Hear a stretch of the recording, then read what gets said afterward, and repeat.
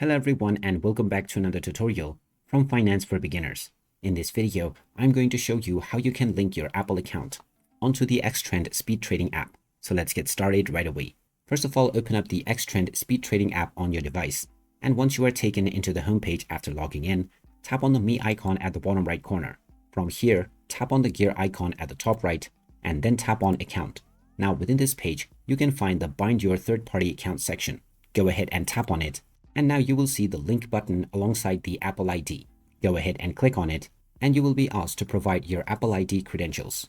If you're already logged in within your device, then you can simply provide your biometrics to confirm the decision. Otherwise, enter your email address or phone number, followed by your password to log in. After you have authorized the access onto your Apple ID, your account will be linked with the XTrend application. So there you have it. That is how easy it is to link your Apple ID on the XTrend Speed Trading app. If you find this video helpful, don't forget to hit that like button and subscribe to our channel for more useful tips and tutorials. Thanks for watching, and I will see you again in the next one.